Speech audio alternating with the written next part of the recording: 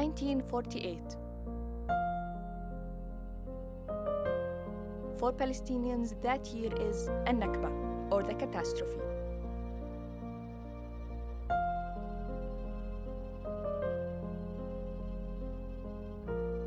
When hundreds of thousands were forced out of their homes.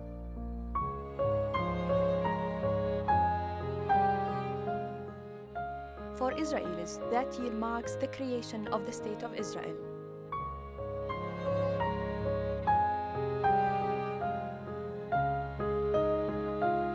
As a filmmaker and as a Palestinian, this documentary series was my way to understand the events of the past that are still shaping the present.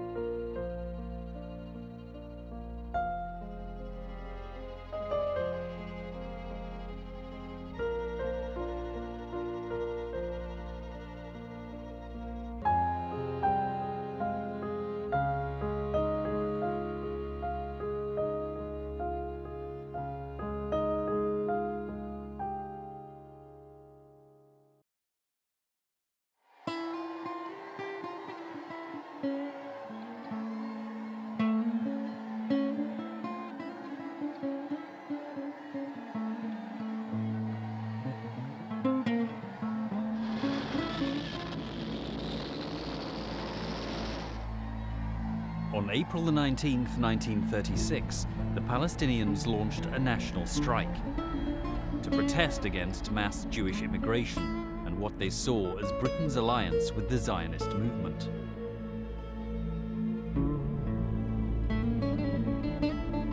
The British responded with force.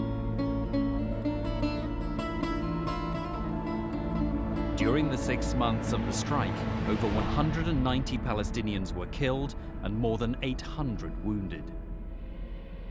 Wary of popular revolt, Arab leaders advised the Palestinians to end the strike. والمؤسف إنه البيان لما طلع الأمير عبد الله موقع عليه وملك اليمن الإمام وناشدوا أهل فلسطين إنه فوقوا الإضراب يا أخي والأمور بنحلها مع الحليفة والحليفة نواها طيبة كذا. وإعطاء بريطانيا فرصة حتى تثبت حسن نوايا بين قوسين. ومن المؤسف أنه حتى الآن نتحدث عن قرارات الأمم المتحدة وعن مشاريع أمريكية وأوروبية ونقول فلنعطي الغرب فرصة لإثبات حسن نوايا، كأنه 70 سنة ليست كافية لإقناعنا بأنه ليس هناك حسن نوايا من الغرب. Palestinian leaders bowed to pressure from the Arab heads of state and agreed to meet the British Royal Commission of Inquiry, headed by Lord Peel. In its report of July 1937, the Peel Commission recommended the partition of Palestine. The report drew the frontiers of a Jewish state in 1/3 of Palestine and an Arab state in the remaining 2/3 to be merged with Transjordan. A corridor of land from Jerusalem to Jaffa would remain under British mandate. The Commission also recommended transferring, where necessary, Palestinians from the lands allocated to the new Jewish state. The Commission's proposals were widely published and provoked heated debate. يسر الصهيونيين من تقرير بيل كوميشن كل السرور، لأنه مضمون في التقرير فكرة ترانسفير، أي انتقال الشعوب من منطقة أخرى خلال عقيدتهم أو قوميتهم. فبالنسبة إلى الصهيونيين معنى الترانسفير يعني قد يوصلوا على دولة يهودية 100% مع حق وبرميشن الدولة المنتدب. فذلك كان يعني أحسن شيء في تقرير بيل كوميشن بالنسبة إلى الحركة الصهيونية. تنظيف وتطهير فلسطين من سكانها العرب من وجهة النظر الصهيونية هي عملية تم التخطيط لها عشرات السنين قبل. وجود لجنة تسمى بلجنة الترانسفير التي كان يرأسها يوسف فايتس فايس الذي كان يشكل الساعد الأيمن لبن غوريون، وهذا في سنوات ال30 طبعا. هذا يؤكد أن المخطط الصهيوني كان يدرس مسبقا ضرورة التخطيط المنهجي لتطهير هذه البلاد من العرب خدمة للفكر الصهيوني، لكي يتسنى ترويج فكرة أرض بدون سكان لسكان بدون أرض.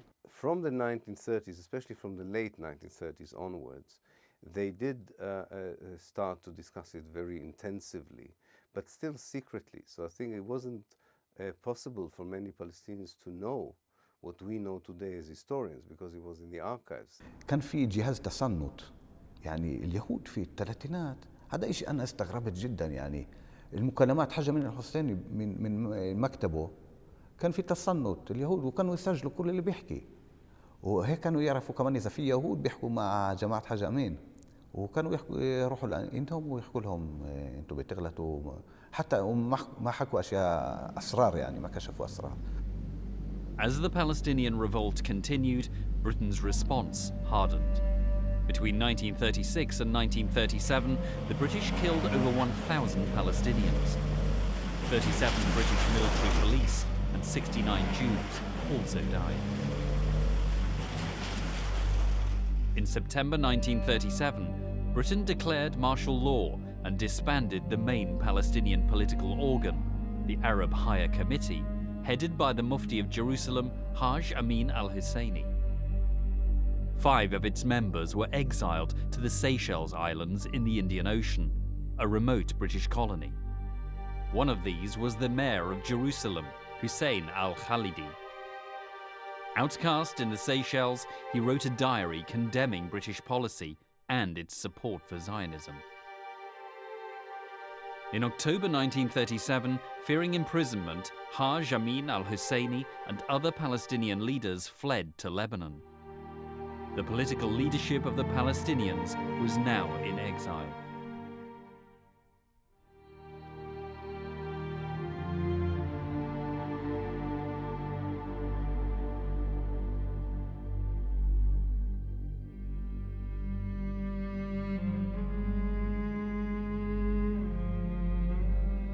A school textbook from this period shows what Palestinian schoolchildren were learning. The book defines Palestine as bordering Lebanon, Egypt, Syria, Transjordan, and the Mediterranean Sea. Within 10 years, all this was to change.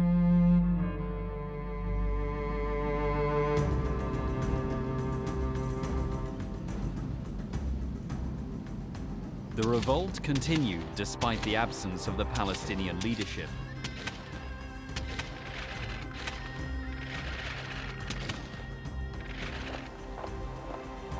To crush the protests, Britain sent in reinforcements.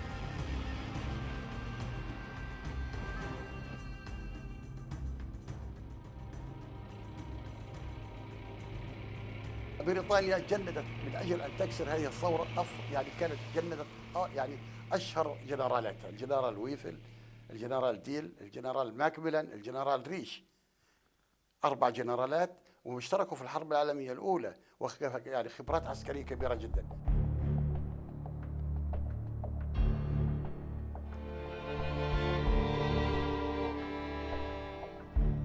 British troops spared no effort in seeking to disarm the Palestinians.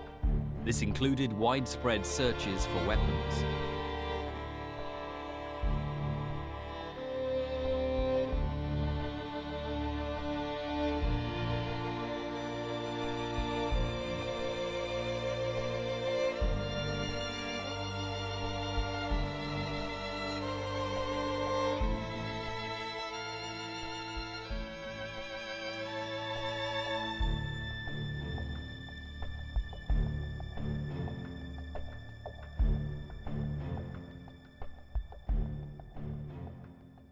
إذا وصلوا لقوا رصاصة فاضي باب بيتنا ينسوا البيت. كانت بريطانيا تمنع أي واحد يحمل سلاح، حتى لو فشخ يحاكموا عليها، ممنوع. يعني في البلد في 4 مناطق فيش.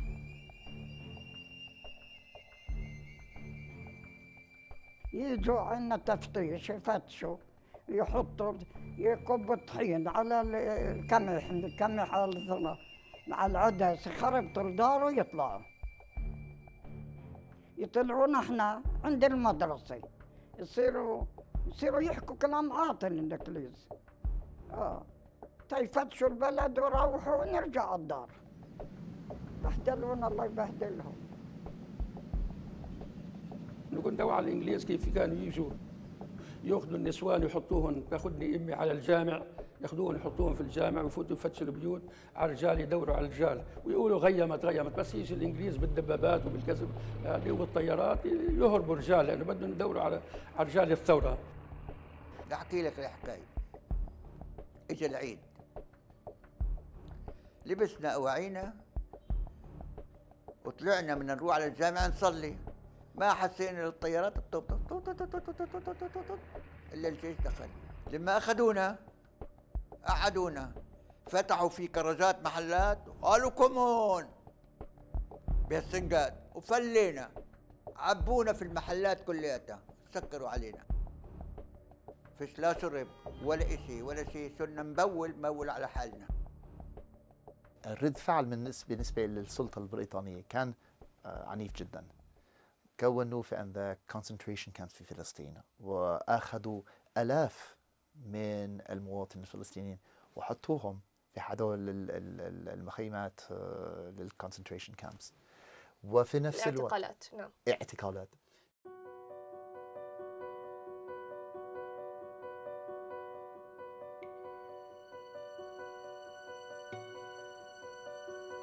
Among those arrested by the British was Savaj Nassar, wife of the newspaper editor Najib Nassar. Arrested without charge, she spent 11 months in prison before being released. As the death toll rose during the revolt, the Palestinian press captured the mood of its community. This cartoon provides an example. It depicts the leaders of the Zionist movement building their state on a foundation of human skulls.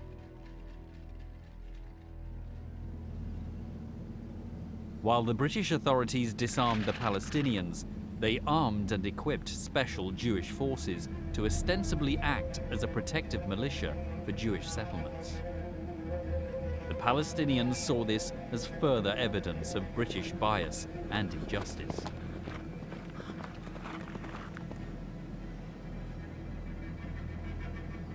In 1938, an underground Zionist paramilitary organization called Irgun began to increase the number of attacks against Arab targets.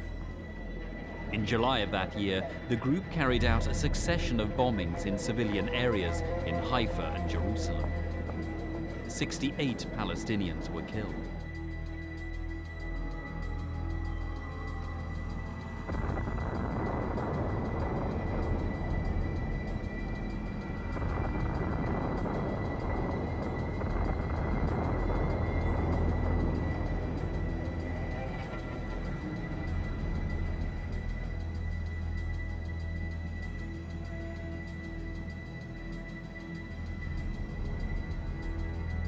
لا أتصور الصهيونية بدون عنف، سواء قبل قيام دولة إسرائيل أو بعد قيام دولة إسرائيل. In some cases, British officers were actively engaged in training Jewish paramilitaries. A Jewish paramilitary force called Haganah was trained by Ord Wingate, a British officer and ardent supporter of Zionism. Ord Wingate was very racist towards the Arabs. During his role as a British army officer in the Arab revolt, that he decided to append to his units Jewish soldiers, and he taught them how to occupy Palestinian villages, expel them, destroy them, and I think in many ways he contributed directly to the ideas of ethnic cleansing that would be perpetrated on the ground in 1948. British volunteers plus 3 officers. In 1976, BBC ran a TV series about Wingate's life, containing a scene on his activities in Palestine. Using a combined force of British and Jewish personnel. British soldiers and Haganah men will assemble at 1900 hours, 15th of May, 1938.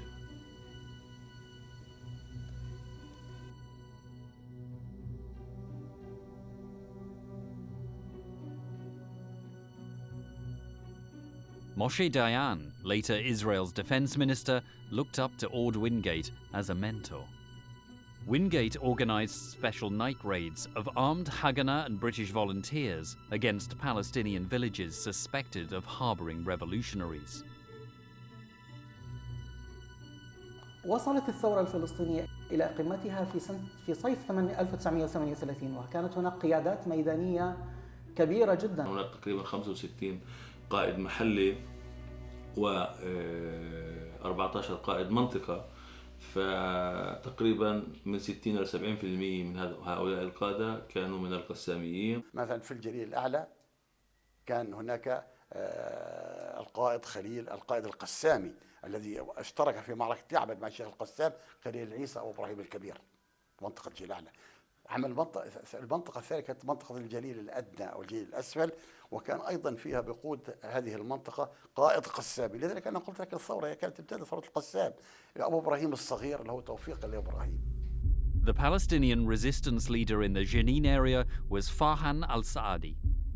The Nablus region was commanded by Mohammed Salah al-Hamad, who was killed in May 1938. Abdel Fattah Mustafa took over command. In Jerusalem, the Palestinian commander was Abdel Qadr al-Husseini. In Jaffa, Hassan Salama.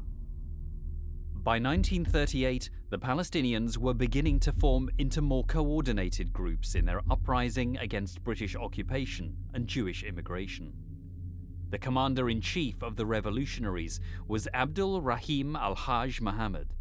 لاحق الإنجليز الوالد ووضعوا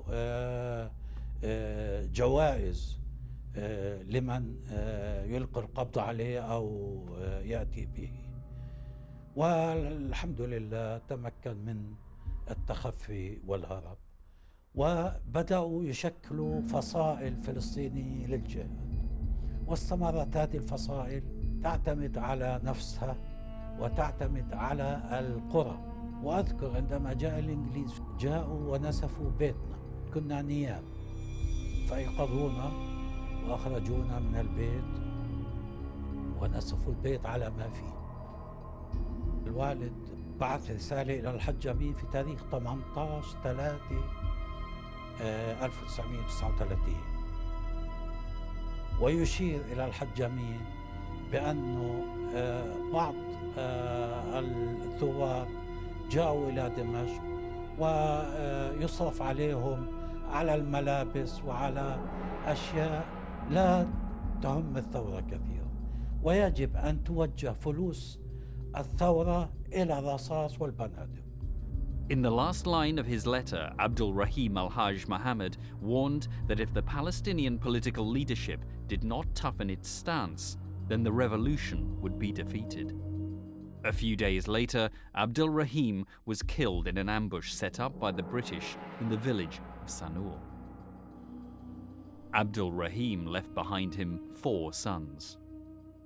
قضية حصار القائد عبد الرحيم الحاج محمد وسقوطه في صانور في آذار 1939، هذا الملف ما زال مغلقا في الأرشيفات البريطانية وفي الأرشيفات الإسرائيلية. والجود بالنفس أقصى غاية جود الشباب المجاهدين اللي ناضلوا واستشهدوا، هذولا قمة الأمة، هم خير العناصر في الأمة على الإطلاق، لا أحد يدنو إلى أقدامهم، لكن لم يجدوا القيادات التي ترعاهم.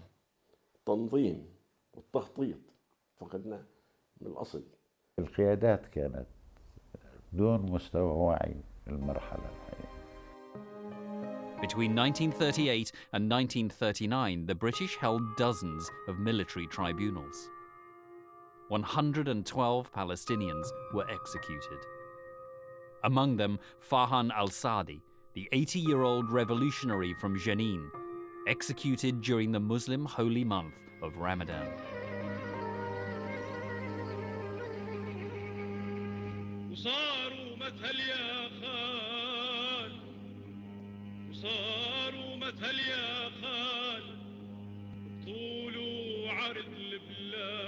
اهتمام شديد كان عند البريطانيين بالأمن ويسجلون هنا جميع الشخصيات الوطنية، إنه هذا شخص مشاغب وهو غير محب للسلام ولأنه يحرض الناس. One such Palestinian patriot or troublemaker was the Greek Catholic Bishop of Acre, Gregorius Hajar. He had warned against the Jews wishing to take over Palestine. Bishop Hajar is known as the Bishop of the Arabs. In 1940, he was killed in a car crash on the way to Haifa. Local police reports suggested it was not an accident. Today, he is held in esteem by both Christian and Muslim Palestinians. بريطانيا كانت تمارس إلى ذلك ضغط هائل على السكان من سياسة العقاب الجماعي، حرق البيادر وتجميع الرجال وإجبارهم بالسير على الجمر وعلى ألواح الصبر والتعذيب وخلط المواد الغذائية وبعضها خلط الزيت بالسكر وما إلى ذلك، والتجويع وهدم المنازل والحصار الشديد في أيام الحرب القائضة. كل هذه الأمور مجتمعة أثرت على معنويات الشعب الفلسطيني وقدرته على الاستمرار بالثورة، خاصة الكثير من كوادر الثورة تم القضاء عليها. In addition to the targeting of its leaders, the revolution was also infiltrated. صاروا اليهود يشتغلوا مع المخابرات البريطانية. مرات مثلا كان واحد يهودي يجي عنده صاحب عربي بيجيب معلومات، اليهودي بيتصل على الجيش البريطاني وبيروحوا مع بعض يسووا اعتقالات في، عشان اليهود طبعا ما لهمش دولة وما لهمش جيش حقيقي، يسووا اعتقالات في بلد معين. هذا صار كتير. وكمان كان عشان علاقتهم كانت كويسة مع البريطانيين، اليهود مثلا إذا كان بدهم يسووا واحد من الثوار يجندوه كعميل كانوا يتصلوا بالبريطانيين يقولوا هذا الشخص ممكن يشتغل معنا، هو في السجن، فلتوا عنه خلوه يطلع ويشتغل معنا. وأسسوا نوادي المسلمة الوطنية، وكانت تدعم من قبل الصهاينة، هم حكوا ضد الحركة الوطنية. مثلا لما راحوا وفود الحركة الوطنية للندن هم كانوا يبعثوا بركيات ضد هدول الوفود ما تمثلنا والى اخره. يعني الصهيونيه كانت تاسس نوادي اسمها اسلاميه وطنيه، مش بس اسلاميه وطنيه، وتدعمها سرا يعني بسير. وكانوا يقعدوا مع بعض اليهود هدول الجماعه من هدول النوادي وبكتبوا بركيات للمندوب السامي وللوزير الخارجيه البريطاني.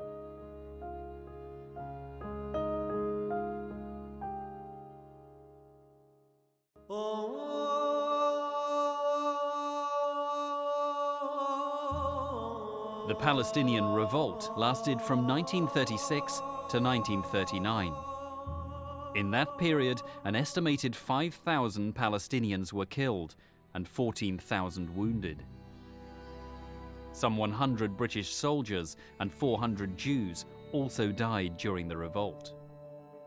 واحد من كل 10 شاب فلسطيني من هذا الأمر اللي يعمل الحرب، يعني بين ال 18 وبين ال 40، أم في السجن، أم مقتول، أم مجروح، أم مطرود من البلد.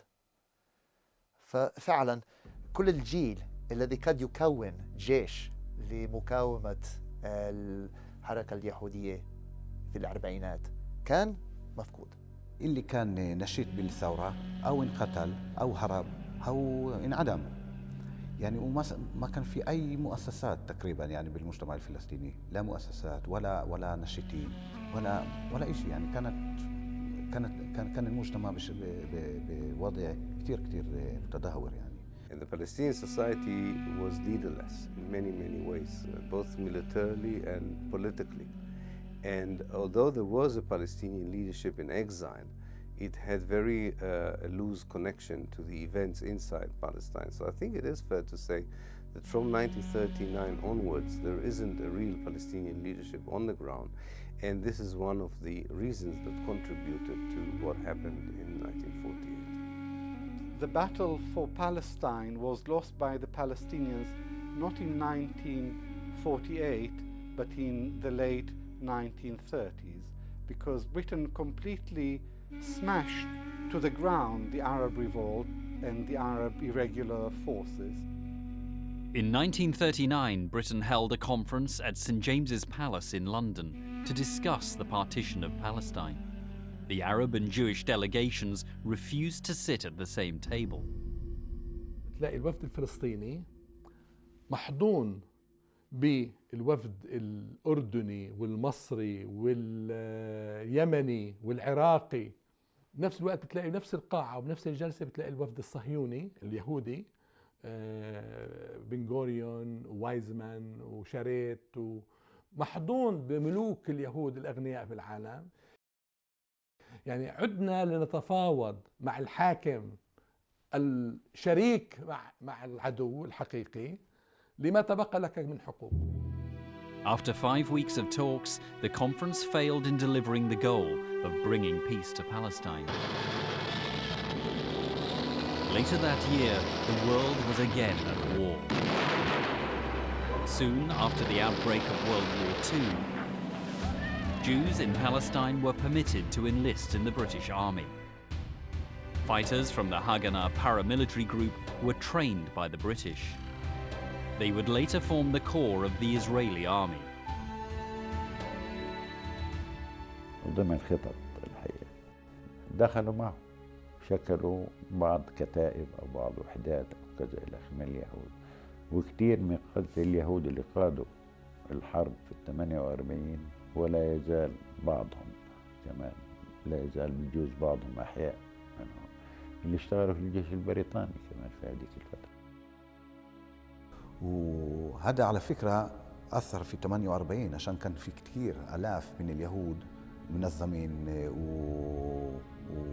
ومجندين وبيعرفوا يستعملوا سلاح، ومنهم ضباط ومنهم بيعرفوا بالمدافع يعني وكل وباللاسلكي وبكل كل الأشياء وكل إنه الجيش مهني لازم يعرف شيء ما كان موجود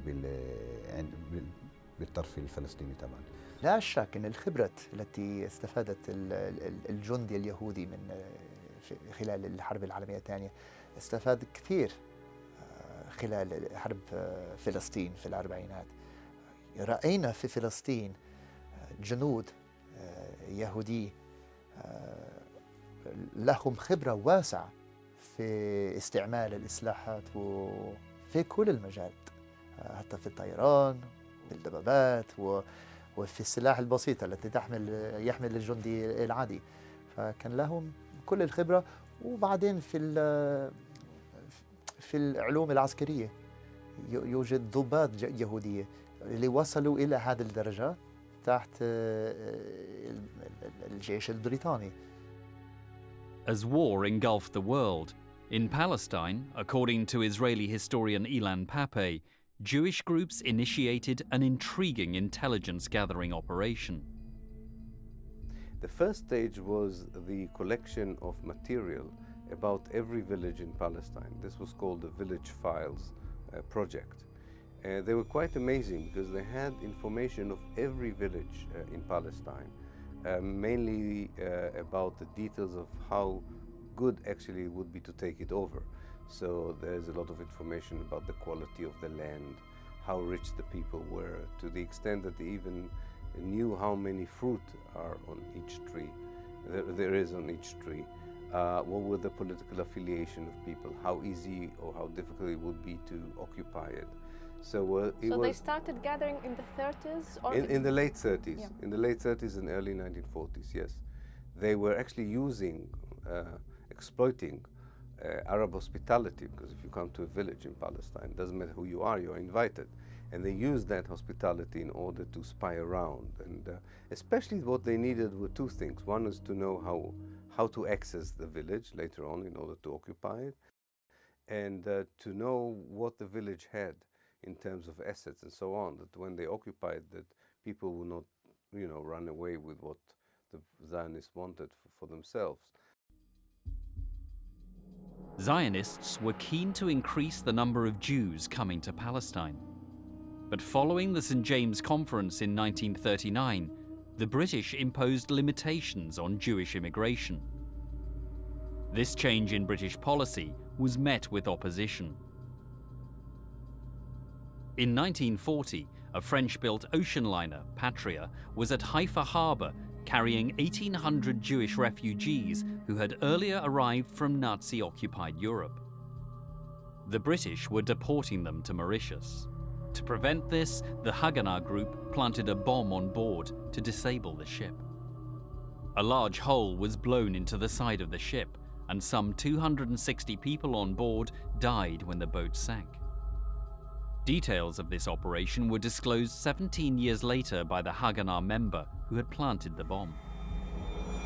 The British were struggling to contain the situation in Palestine. Meanwhile, in New York in May 1942, an important meeting took place at the Biltmore Hotel. Some 600 prominent American delegates and Zionist leaders attended. The meeting was prompted by the realization that America, not Britain, would henceforth play a part in the fulfillment of Zionist designs. Attendees included David Ben-Gurion, the head of the Jewish Agency, and Chaim Weizmann, president of the Zionist organization. في ذلك المؤتمر المنظمة الصهيونية اتخذت قرارا بنقل الثقل من بريطانيا إلى أمريكا. طبعا كان ممهد لذلك علاقات قوية بين الصهيونيين في أمريكا وبين الحزبين الديمقراطي والجمهوري، وحتى الآن العلاقة قوية. لكن تطورت العلاقة. خروج أمريكا من الحرب العالمية الثانية سيدة العالم الغربي، ونزول بريطانيا إلى إمبراطورية سابقة حيث كانت الشمس لا تغيب عنها وأصبحت تغيب عنها تماما، وبالأساس تغيب عن لندن الشمس. ذلك شجع اليهود على أن يعتمدوا على أمريكا من خلال استمالة الزعامات والقيادات الأمريكية من الحزبين عن طريق رأس المال والدعاية الصهيونية في أمريكا. The Biltmore Declaration outlined support for what it called the establishment of a Jewish Commonwealth in all of Palestine. It condemned Britain's limits on Jewish immigration. Other Americans raised concerns about the Zionist program. In 1943, General Patrick Hurley, a former Secretary of War, submitted a report to President Roosevelt following a visit to Palestine and a meeting with Ben-Gurion in Jerusalem. In the report, Hurley was highly skeptical of the Zionist agenda. He summarized its expansionist aims. The Zionist organization in Palestine has indicated its commitment to an enlarged program for 1. A sovereign Jewish state which would embrace Palestine and probably eventually Transjordan. 2. The eventual transfer of the Arab population from Palestine to Iraq. 3. Jewish leadership for the entire Middle East in the fields of economic development and control. Zionist supporters in America were undeterred. In 1944, the World Jewish Conference met in Atlantic City, in the state of New Jersey. The speeches left little doubt about their drive to see the establishment of a Jewish Commonwealth in Palestine. The Jewish Commonwealth inherits Israel. Operates Israel means nothing more than justice to the Jew, freedom for the Jew, equality of the Jewish people with all the free peoples of earth. That the real solution of the Jewish problem cannot be brought about unless the Jewish people will be given the right and will be helped by the United Nations to establish Palestine once and for all as its own Jewish commonwealth.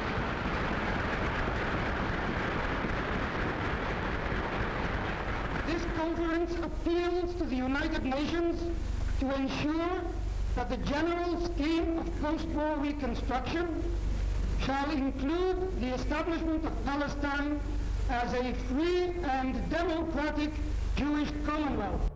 In 1945, following the end of World War II, US President Harry Truman appeared to encourage the Zionist agenda by recommending the 100,000 displaced Jews in Europe be allowed to emigrate to Palestine.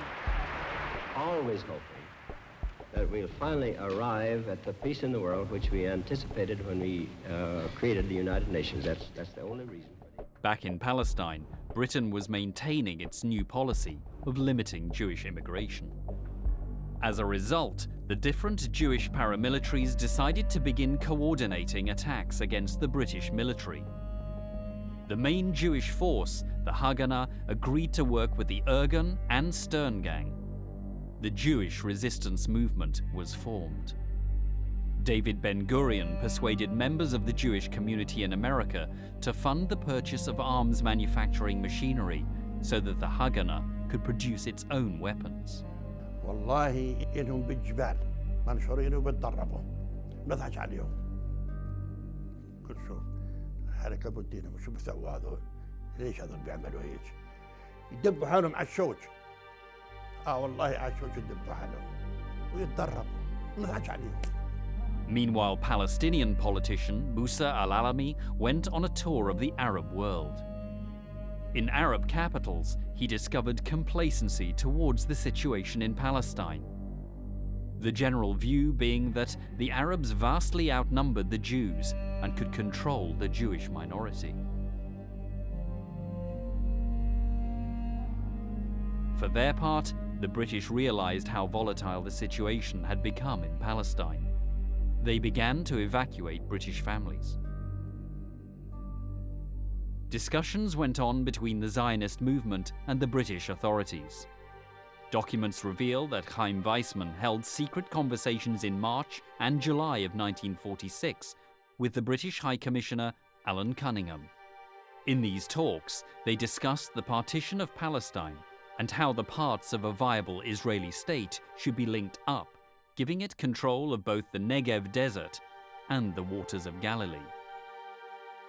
On the ground in Palestine, the British Army continued to confiscate arms from both sides. In the first half of 1946, over 300 Palestinians were arrested for the possession of weapons. At this time, the Grand Mufti of Jerusalem, Amin al-Husseini, was in France. He had spent the war years in Italy and Germany, hoping the Axis countries would win World War II and that their victory would herald independence for Palestine. Der Großmufti von Jerusalem besichtigt musulmanische Truppen der deutschen Wehrmacht.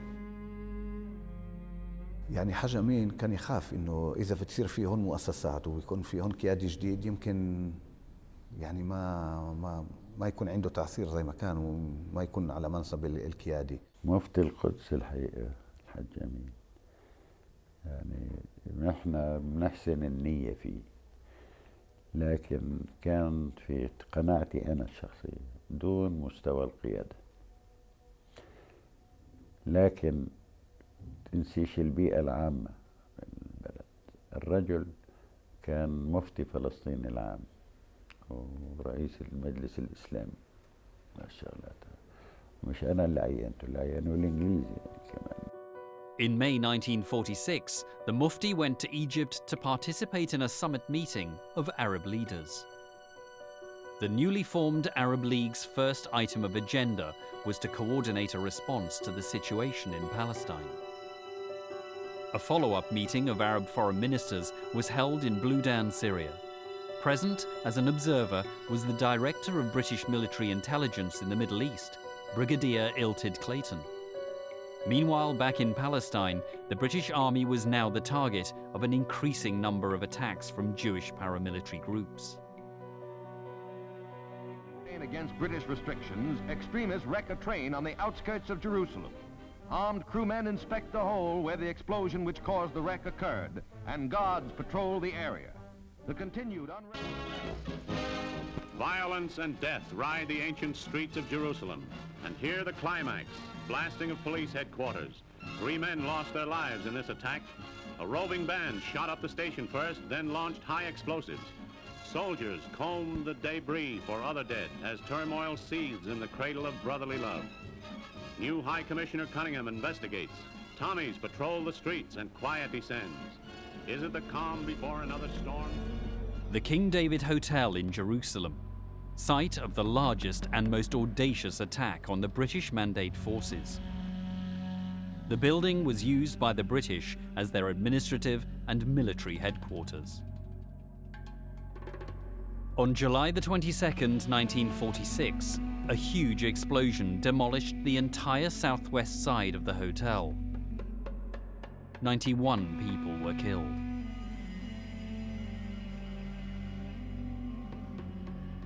The attack was carried out by Irgun, the Jewish paramilitary group. The King David Hotel was not to be their last target.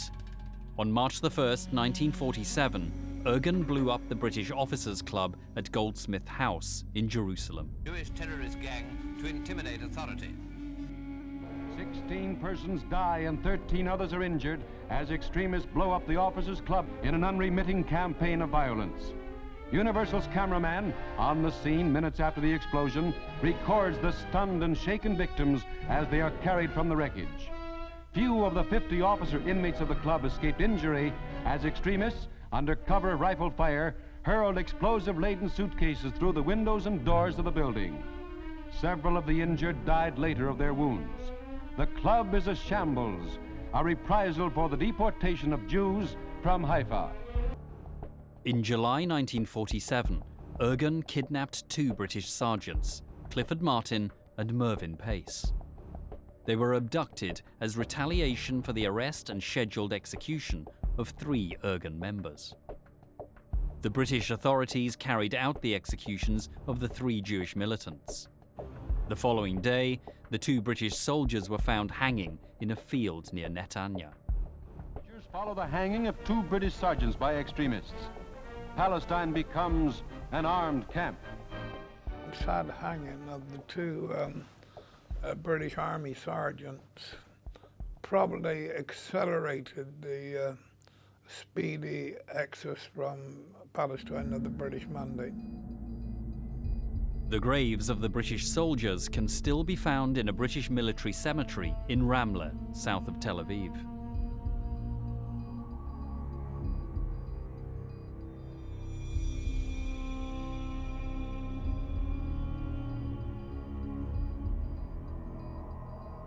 Following the so-called Sergeant's Affair, British forces in Palestine went on a heightened state of alert.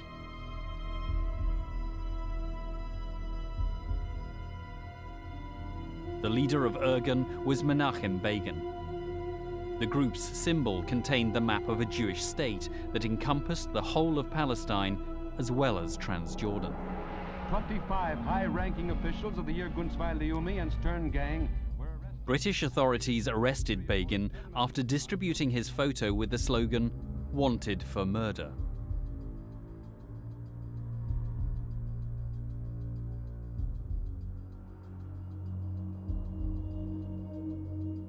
"30 years later, Begin became the Prime Minister of Israel.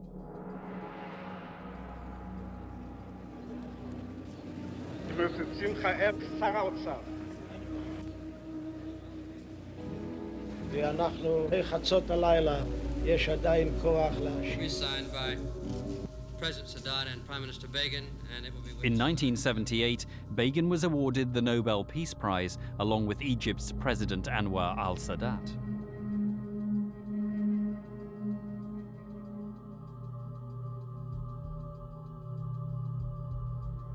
During the last 8 years of the British Mandate in Palestine, British documents recorded over 500 attacks by underground Jewish groups. These included parcel bombs sent to British officials. On January the 12th, 1947, another Jewish group, the Stern Gang, parked a truck loaded with explosives outside a British police station. From Haifa come pictures showing the result of the recent outrage that shattered the brief lull in terrorist activity. The incident was caused by a man, believed by some to be one of the Stern Gang this time, driving a stolen van full of explosives to quarters where it blew up. 2 British and 2 Arab policemen were killed, and others are reported missing. More than 60 police, soldiers and civilians were injured.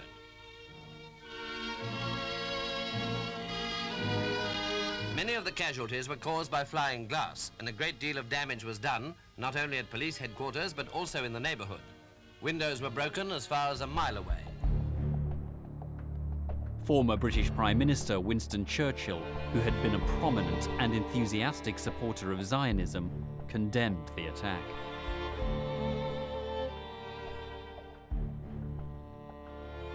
With attacks on British troops escalating, the British felt increasingly beleaguered in Palestine.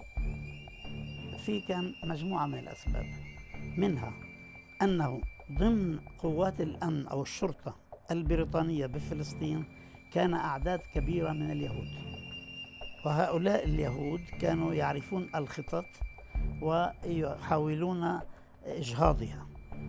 الشيء الثاني كان نفوذ الحركة الصهيونية في الخارج قوي جدا على الحكومة البريطانية، ويؤثرون عليها كي تؤثر على ضباطها وعلى الانتداب البريطاني في فلسطين.